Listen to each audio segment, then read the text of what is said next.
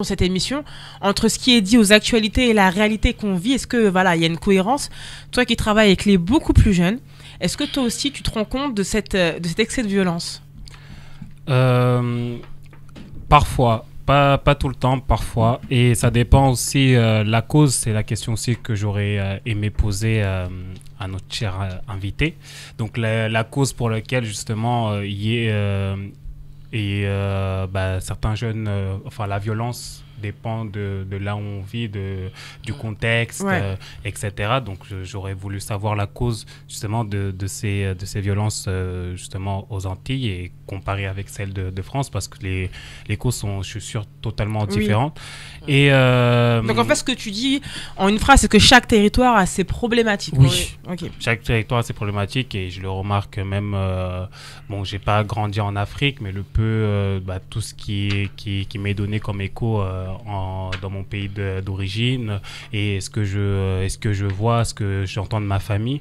Donc oui, selon le territoire, selon le contexte, selon même au sein d'un même pays. Par exemple, en province, on ne va pas dire que c'est la même chose qu'à Paris. Donc, bien sûr. Voilà, tout bien dépend. Sûr, je suis originaire de l'Oise. Je ne sais pas si vous avez entendu il y a quelques mois.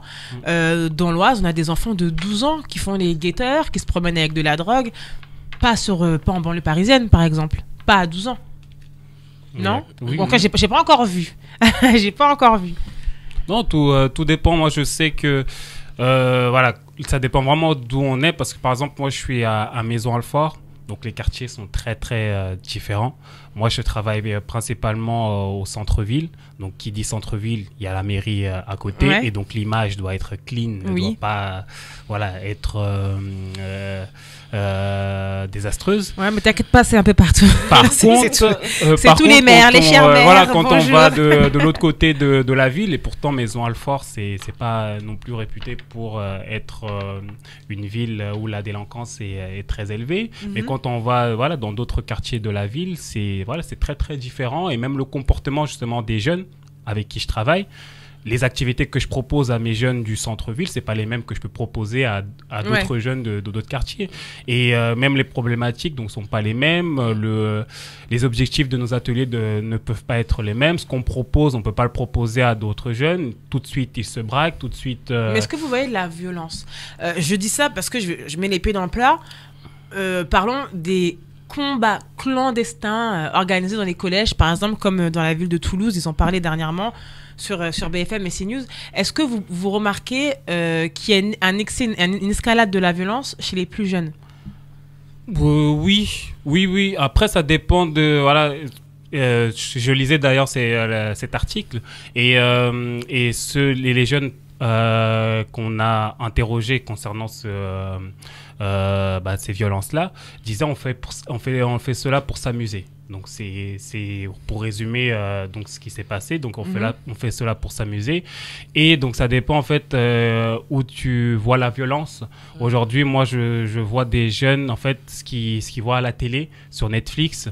Ils le reproduisent à l'école, mais pour eux c'est pas de la violence. Voilà, c'est pas de la violence. C'est très intéressant ce que tu dis. Et notamment, moi j'ai connu, et là les parents d'enlèves ont fait un groupe, une association pour pouvoir justement dénoncer ces violences-là. Des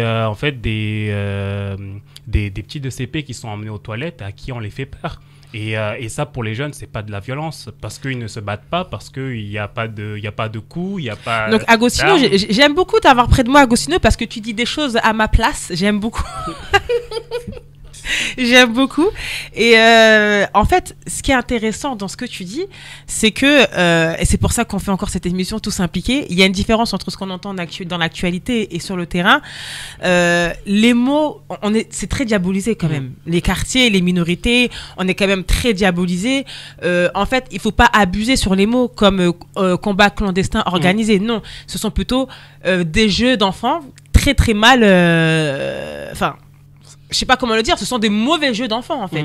Parce que eux, c'est du effet miroir. Ils voient des choses à la télé, ils veulent le faire en s'amusant. Ce sont des mauvais jeux. Donc, dire que combat clandestin organisé dans les collèges, mais c'est pour donner encore quelle image, ça encore? Mais après, parfois, c'est pas forcément. Après, les médias, ils ont besoin de faire du buzz. Ouais. Ils ont clairement besoin, voilà, qu'on parle d'eux, etc. Mais très souvent, c'est pas forcément les médias, c'est les parents. Moi, j'ai déjà vu des parents qui viennent avec des termes utilisés pour des enfants de 6e. Tu te dis, mais excuse-moi, enfin, pour les enfants de 6 ans, je voulais dire, tu te dis, c'est juste un enfant de 6 ans, en fait. Donc, oui, mais justement, permets-moi de te couper, des parents viennent te voir, utilisent des termes poussés. Quels parents utilisent ce genre de termes? Voilà la question. C'est pas tous les parents qui sont en capacité d'utiliser des termes. Ma mère, elle n'est pas capable de dire que mon fils il fait des combats clandestins au collège. C'est trop. Non, mais c'est clairement ça. Et même quand on crée des groupes de parents, des associations, etc., c'est pas. Il faut savoir qui sont ces parents qui créent ce genre de groupe. Oui. C'est pas tout le monde qui se présente justement dans des conseils d'administration, qui se présente dans des. Voilà, c'est pas ouvert à tous. On va t'embaucher en CDI. Est-ce que vous entendez ce que Vicente nous dit? Donc, il nous dit que ce sont les parents d'élèves. Bah, je plaisante. Donc, il faut faire attention aussi. Parfois, ça peut venir aussi des parents d'élèves qui ont une mauvaise, qui lisent mal l'information et qui retranscrivent aussi difficilement. Et tout simplement, ils veulent protéger leur enfant. Et ça, c'est une réalité. Après, on veut tous protéger son enfant. Ça, je pense, c'est le but de chaque parent. C'est l'envie de chaque parent, protéger son enfant. Mais bon, après, il y a protéger et surprotéger. Et je pense que, voilà, il y a des parents qui surprotègent leur enfant. Et donc, le petit truc qu'un autre enfant va faire à son fils, c'est voilà, ça va partir en des termes exagérés, etc. Donc, d'accord. Oui, mais en même temps, en tant que mère aussi, j'ai envie de dire qu'est-ce que l'enfant a dit à ses parents. C'est vrai. Parce qu'il y a plusieurs versions, malheureusement. Et c'est un peu ça aussi. On connaît les parents qui sont très à l'écoute de leurs enfants, en fonction du ressenti de leurs enfants. Peut-être que c'est pour ça qu'ils réagissent. Après, je dis pas que c'est pas exagéré, ni que c'est surdimensionné. Mais il y a beaucoup de ça. Et puis, je pense qu'il y a de l'inquiétude, on va pas se mentir, au niveau du public, de la jeunesse. Et c'est pour ça que tout le monde est en alerte. Au moindre signe, il y a pas mal de choses. Hein. Et c'est pour ça que tout à l'heure, je voulais dire la violence à quel degré. Il y a la violence verbale, il y a la violence non verbale, il y a pas mal, il y a différents degrés de violence. Et en fonction de l'enfant, du jeune ou de la personne, ça peut être ressenti différemment, ça peut être interprété différemment. Et bien sûr... et fait ainsi de suite, quoi. Ouais. Mais là pour le coup quand je suis tombée sur ces images à la télé, tu vois, c'est les enfants qui parlent face caméra et qui expliquent qu'ils se battent souvent pour rigoler, pour se tester. J'ai envie de vous dire, c'est des choses qui existent depuis des siècles.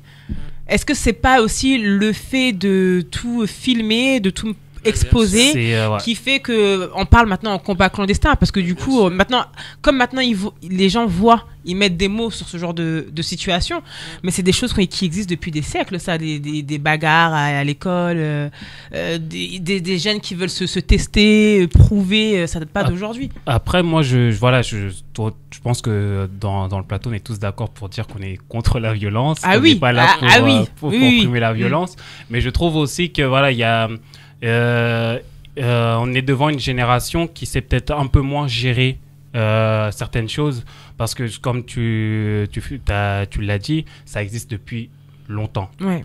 Et peut-être des générations avant, les grands, les anciens savaient comment gérer ce genre de choses. Moi, je sais par expérience, la plupart du temps, en fait, on avait des grands du quartier et que c'était plutôt pour nous former. Et quand il parlait de formation, c'était pas filmé, tout premièrement, c'était pas filmé, et on t'emmenait quelque part, voilà, et c'était vraiment une question de former, et ça n'allait, bon, peut-être d'autres cas, ça allait plus loin, mais ça n'allait jamais plus loin, ils savaient gérer le truc. Mais là, on est face à une nouvelle génération, il y a les réseaux, et il y a aussi la mentalité, c'est plus la même, et ils savent pas gérer certaines choses, en fait, certaines émotions, ils ne savent pas le gérer. C'est là, peut-être, on va te dire, stop, on arrête, ça s'arrête là, mais justement, le fait qu'il n'a pas supporté le fait qu'il s'est fait frapper ou qu'il a perdu le truc, donc ça va aller jusqu'aux réseaux sociaux, donc ça va commencer par les insultes dans les réseaux sociaux, ensuite ça va à la sortie de l'école, et ensuite ça va continuer,